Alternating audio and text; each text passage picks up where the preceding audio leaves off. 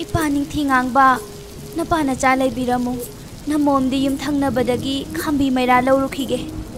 idu ningthawase mangol machida simlamlage Manipur gi oiba Wari gi wari sing amadi mahiroi singi kanaraba program kaya animation oine yengbinabagi damak ISTV gi channel number 127 amadi 128 PUPU TV bu subnatangi lupa tarakhak adom-adom gi cable operator singgi khuthangda thibiraga yengbinabagi damak nolukchari matam amada samudra gi nga phaba singna in khonbada angakpagi masak oiraba chauraba lupa machugi ngajau ama pharammi nga phaba sing adugi mapunsida adugumba nga adu amukta phauba phakhidri amasung usu ukhidri makhoi singna nga adubu ubada pungak ngakre yonthokpasu ngamdre aduga chabasu kirammi maramaduna ningthauda oina katlurasi lepnaduna nga phaba sing aduna angakpagi makhal oiraba nga adubu puduna konung karakle matam adu konung kanarakpa matam oibana bor mantri na chingba mantri pumnamak suna amatta watana tinba matam oirammi ningthausu sana sangaidagi lengthoraktuna konunggi sana phambalda lengsinbadu ngainarami nga phaba sing adu changlakpa yaragani haiba ningthaugi sana yathang phanglabada nga adu puduna changlaklaga makhoi pumnamak khu laitana khurumduna hangachara'i ining thawai bungo nanai aikhoina matam asuk sangna nga phajarakpada asigumba angakpa nga asi amukta phawga phajakhidri aduna ngasidi nga ase ining thawda katchage haiduna pujaraklibani wahai asi hairaduna nga adu ningthau amasung tilamliba miyamgi mamangda hek thambada nga adu angakpai moongda thekalaklaga migumna phak phak hauna noklamlaga dam taduna sikre madu ubada kari matongna toriba sidi haina pumnamak tuminna nga aduda sangtrik yengduna leinakre leibakki natraga ningthawai karamba khudong thiba awa ana thoklagadaba leibagi paukhong oina nga sina chalamlibra asumna mawon khaladuna ningthau adu mathwa yamna warami khanba makhai khaluraga bor mantri da onsilaga asumna hairaklammi bor mantri nahangna leibak asigi mantri pumnamakki makokni aduna ngana paukhong chalamliba adu ngasidagi paraga tha tarukki manungda paukhonggi wahanthok adu nahangna aingonda pigadabani karigumba ngamdaba thoklabadi ningthau aigi ahakpa chairak pigani awafamda tagani asumna yathang piramlaga numit adugi mifam adu losilami bor mantri awabagi polum adu puduna konungdagi mayumda kumlakle numit khudingi manadana mapana maithong langsinna halakpa adu urubada mantri macha aduna mapabung yenglaga asumna hangjaraki ipa ibungo leibaki oiba karamba aruba leibana ipana ngasi nahan makhaiga manadana pukning wana hanbiraklibano nachada tambiyo machagi mawa hai adu taraga bor mantrina mamanga thokhiba angakpa nga adugi wari pumnamak machagi maphamda amatta chithadana lirammi aduga asumna hairaki ipa soidana ningthaugi ahakpa chairak phanglagani aduk luba nga adugi pakhongbu karamna kanana khangba ngamgadage madusu tha tarukki manungda nga aduna nokpagi wahanthok pigadabani hairi mapagi awabadu uraga mantri machana mapabu themjinduna asumna hairaklammi ipa ibungo karigi pukning aduk hanthabibage nacha leijari mafam kaya sin thungna koichat chattuna ngana nokpagi pakhong phongba ngamnaba hotnajagani thigani pukning ingthabiyo asi haina mapabu themjinbire tasengna maksu mantri macha adu thoidok hendokna loksing leiba mithoi mihenba ama oirammi nga gi pakhung phongnabagi damak mapagi maphamdagi kainaya thang lauraga puba yaba lanthum kharaga loinana yumdagi thorakle mana mafam amadagi mafam amada mathang mathang chattuna oja kuru kaya kaya gi mafamdagi pauktak kaya lauraki loksing kaya tansilai aikhoi mioibana minna uba ngamdaba makhada kari lai khangdaba turel gumgi ising isel lanbada tingkhang tumbawgumba leiramlabasu yudanaba amadi shoktanaba khurum tongduna langani umang wamangumba phauduna chatpada akangba usa tektuna taraklabasu shoktanaba migide changbada sahum naina aham tawduna mi lai khanghanna changani adum tawrabadi kaidongnungdasu mi adu ikai phiruk khumloi nungsinadaba leiroi asumna mamal yamlaba pauktak kaya kaya mafam kayadagi phanglaki adubu mapagi maning thungadaba ngana nokkhibagi pakhonggi wahanthok khak phangba ngamlamde asumna khungang amadagi ama asum mathang lakpana anauba khungang amada amuk thonglare mong hadana yum amagi thongal amada paraprap changlakle wakhal tahugdana irujaduna leirambi leisabi amaga kok thengnarure michanarure animak ikaiba nangminare matam aduda mantri machana ningsinglai migida changba matamda aham aha tawduna sahum naina mi lai khangnaba tawgadabani haiba mamangi pauktak adubu mahak kauthoklure pumnamak oidunasu phana ikairabasu tangai phadana yum aduda thunglure mafam kaya mathang koirakpagi maramsu mana libadagi imung adugi misingsu khangle ngana nokhibagi wari adu leisabi aduna yamna munna tarammi aduga mangonda anauba loksingi mangal ama phanglammi tasengna makisu mahak miyoiba maraktagi laipok kumba thoidok hendokna singbi leisabi ama oirammi mana mantri macha aduda yamna nolokna asumna hairaklammi karigumba yapirabadi ngana nokhibagi paukhong ado aina phongjage madugi khudong chabadu aingonda pibiba yagadra yamna thajadana leisabi aduna hanglakpa aduda mantri macha adu yamna ngaklammi aduga haraubanasu luton salammi amasung asumna hairaklammi ibema karigi yadani aigidi laibak yamna phabani maduda leisabi aduna asumna hairaki phare aina haijaba karigumba phibam amagi makhada yanaraba matungda ai isamakna ningthaugi mafamda ngana nokhibagi paukhong ado phongjagadoribani madu yaba ngambigadra maduda mantri machana khalai leibak kaya koina chattuna thiba yaba kaya thibada phangba ngamlatraba ngana nokpagi paukhonggi wahanthok adubu phanglagani mapagi punsi kanba ngamlagani khanbada nupi aduna haiba khudingmak oiningba ama oirabasu hekta yaragi leplammi aduga asumna hairaki ibema kari wafamno aingonda chingnaba leitana hekta haibiu ai soidana pumnamak yajagani mantri machagi paukhum adu tarbada leisabi aduna asumna hairaklammi phare dudi aibu ikai khangdabi amani hainasu lobiganu thajabiu ayum pandribi maugi singda janjadribini ahanba magdada aibu lohongbiu nanai oina lawsinbiu aduga ai isamakna ningthaugi mafamda ngana nokhibagi paukhonggi wahanthok ado ai phongjage chung phiral charabi masak matau changkholabi phajarabi leisabi adugi mawa haitabada mantri macha adu khanghaudana mapukningda harau tujung phaurammi amasung wafam aduda yaraduna leisabi adubu luhonglaga mayum maikai panglakle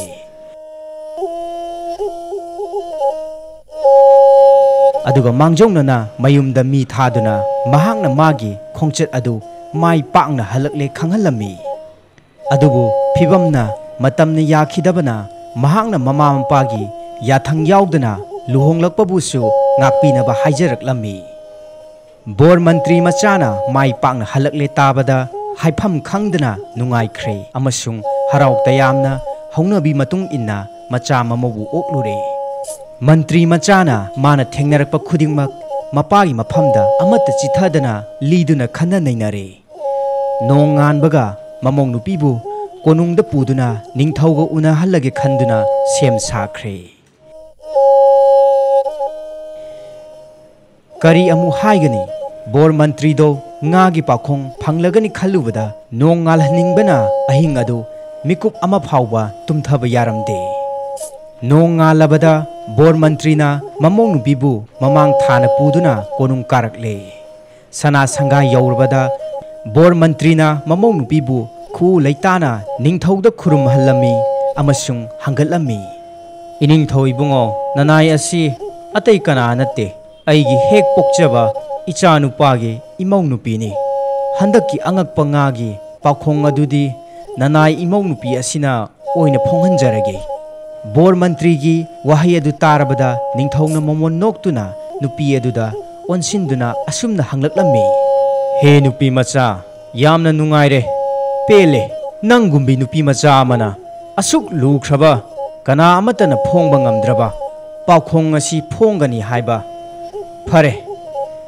hayu aingonda karamna phonggadabano jingnaganu nupi macha ningthaugi yathang phanglabada mantri gi mamong nupi aduna yamna nolokna asumna hangatcharai iningthau nanai bu chanbirabanina awangi lampak asida laimari mitaret asigi masing manana sang taret khak sabi batari sang adu hek saba loibaga ngagi pakhong adu nanai na phongjagadawribani asumna yamna thuna ningthaugi yathang matung inna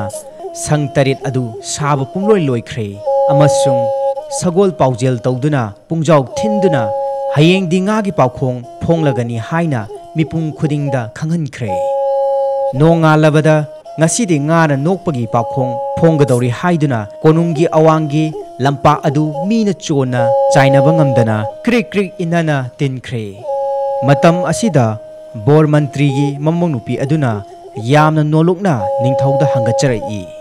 iningthau ibungo laimari mitaret mak sang taret asigi manungda amamamta oina isa isa gi loina bisinga thamnaba sanaya thangtawbigani nupi aduna haijaba matung inna laimari mitaret mak sang amamamda loina thamkhre laimari mitaret makna magi sang manungda laikhraba matamduda nupi aduna ningthaugi maphamda asumna hangatcharai iningthau hojikti ipu nai hanjabagi sang manung asida lingsilasido asumna ningthau adu nupi aduga loinana ahanba sang manungda changlakle bor mantri gi mamong nupi aduna ningthau ya thang lauraga ahanba sangi laimarembi adugi mapi hongdo hanbada laimarembi adu nupa oiramkhi matau aduda ningthau adu ngakpagi ngamkhai leiramde mathang oina laimarembi taret mak mapi hongdo hanbada nupa oiramkhi angakpa thogdo aduda mantri gi mamong nupi aduna ningthau aduda asumna hangatcharai iningthau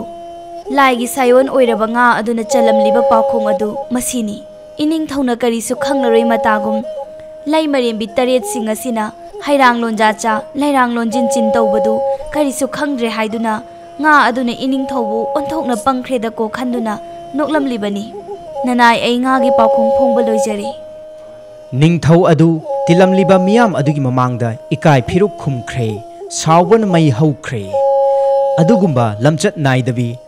naidaba sing adubu maru koktuna sunu yaingang tairaga lambi sorokta pung sen yaiduna koipu puduna miyam mamangda khongoi narami adubu matik mayai leirabi mantri gi mamong nupi adubudi ningthau aduna kalaktaba ngamlamde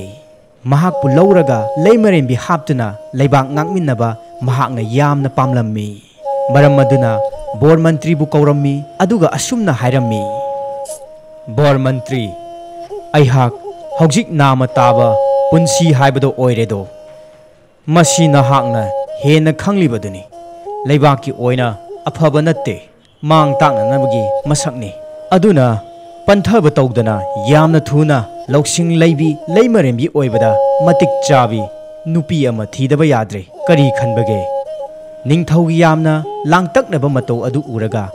bor mantrina asumna hangatcharai aigya karigi sana pukning aduk hanthabibage nanai leijari laibak chauri पुकनिंगना खोइदाबा मतिक चाबी अमा थीरगा लोइरे मंत्री की वाहै अदु तारगा निंगथौना असुमना हाइरई bore मंत्री नहाक अइबो लाना लौगनो लैबाकी याइफनबनी हौजिक अनौबा लैमरेम्बिगिदमक लापना वाना चत्तुना हाइगदब नत्ते नहाकी नमोंग नुपीबो लैबाक असिगी लैमरेम्बि हापलगदबनी मसी अइगी याथंगने असुमना हाइरमलगा Sangai मनुंगदा लेंसिनख्रे नोंग मंगदना मथक्ता Braj तारकपगुम bore मंत्री अवाबगी ngमखै लैखिद्रे लुमलबा अवाबगी पोलुम अदु पुदुना बोर मंत्री मयुमदा कुमलकले निंगबा काइबगी सकलोनगा लोइनना मकु इबुंगोना कोनुंगदगी कुमलकपा अदु उरगा असुमना ममोंग नुपीना हाइजरई इकु इबुंगो यामना निंगबा काइना कोनुंगदगी हनबिरकपदी निंगथौगी करंबा अरुंबा सनायाथंग अमामुक लैरबगी नमौदा अखाकपा लैतना तंबियो मंत्री ना वारम पुंबा ममोंग नुपीदा थमोय सेंगना लिरम्मी वारी पुमनमक Munna पुंगनिंग चंगना तारगा ngaihak lukthaduna munna khalluraga asumna mamong nupina hairaklami इकु Ibungo वाफम मदु निंगथौगी अपाम्बनी अकाइबा लैते तौबतबु थबक अदो पांगथोक्ट्रिङैगी ममांगदा अइसु अइगी अपाम्बा खरा पांगथोक्जबा पामी वाफम मदु इनिंगथौदा हंगतपियो इबेमा इपादा करिनो हाइबदो हेक्ता हायो मदु अइना सोइदना निंगथौदा हंगतकनी असी हाइना मकु मंत्रीना हाइरबदा ममोंग नुपीना असुमना हाइजरई अइ हौजी युमनाक सागै ओलबी मौगी सिंगदा चलबीनी अइना युम थादोक्तुना निंगथौगी लैमा सिंगदा चंद्रिङाइगी मांगोइनना अइना इनिंगथौगी लाइगी मसक ओइरबा सागैगी अहल लमनसिंग अमदी मरी मतासिंगबु पिजा पिथक तौदुना अमसुंग चामिन थकमिनरमलगा मखोइदगी काइना याथंग लौरगा मखोइना पिबिरंबा याइफा मांगोल अदु पुदुना निंगथौगी अनिंगबा अपाम्बदु थुंगनजगे हंगचरे हाइना इकु इबुंगोना निंगथौगी मफमदा तंबियु लोइनना थौरम खुदिंगमक अदु इनिंगथौगा पुन्ना थौबु ओइदुना पांगथोकमिनगदबनी हाइबदुसु असी हाइना ममोंग नुपीना मकु इबुंगो बोर मंत्रीदा चेक्सिनना सिनजरे नोंगा लबदा बोर मंत्री कोनुंगदा कारकले ममोंग नुपीना सिनजरकपा वाफम पुमनमक अमत चिथदना निंगथौदा हंगतले निंगथौ अदु हरावबगी ngमखै लैखिद्रे कोनुंगी पुकैदगी अवाटपा अमत लैतना पुदुना अई इसामक यावना थौरम अदु मागी मनिंग थुंगनबा पांगथोकनी असी हाइरदुना पुकैदगी अवाटपा लैतना पुदुना मयामु पिजा पिथक तौनबा सेम साब पुमनमक लोइख्रे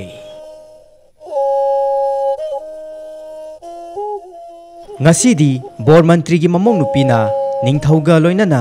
मागी सागै नातै अहल लमन पुमनमकपु पिजा पिथक तौगदबा नुमितनी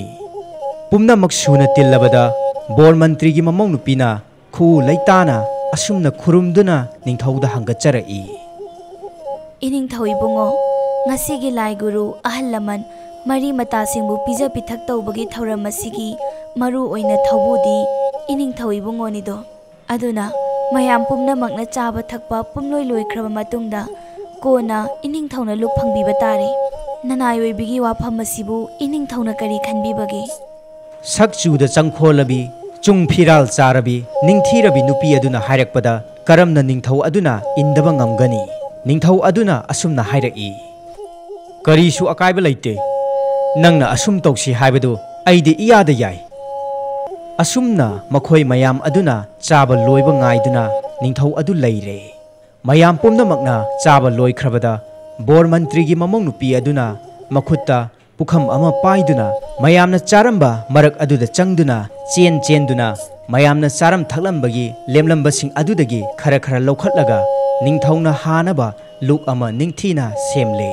तौरिबसिंग अदु निंगथौगी मिटमांगदा तौरिबनी थवोइना निंगथौना मदु उनबा तौरिबनी सेम साबा पुंलोय लोइरबदा मंत्री की ममोंग नुपी अदुना निंगथौदा असुमना हंगचरई इनिंगथौ सेम साबा पुमनमक लोइजरी लुक हानबा लेंसिनबिरो मतम अदुदा निंगथौना नुपी अदुदा खाना संगत्रु येंगलगा असुमना हाइरकलमी इया हे नुपी नंग अइबु करी ओइ उइ लेबा अमगी निंगथौनि कावरबरा लुखाकबु निंगथौना चागद्रा हुइबु लुना तौरगा leitol lei haina bagum nang tawribra ningthongna mai hauna saurakpa aduda bor mantri gi mamong nupi aduna momon noknaga mong hadana asumna tapna hangacharai ining thawi bungo nanai bungak pigani sana pukning phathabiu ngasi tinbiriba ikai khumna jaraba ahal laman lai guru pumna maksu tabiu ining thau ngasi mayamna charamba lukhak-tagi semjaba luk asibudi budi haba ngambidraga yum palabi ipuroiba lairabi lukha ka pangkhak oirabi aibu leimasingda chalhanbige karamna takpibano masigi paukhum ining thauna tilliba miyamgi mamangda pibiyo ningthau adu ikaiba heman khibana maithong maksinkhre wa amata ngangkhidre nupi adubu yenglaga tapna asumna hairaklammi nupi macha ai mai thire ngasi nangna aibu mit panghalle wahai asi hairamlaga ningthau adu konungda hankhirami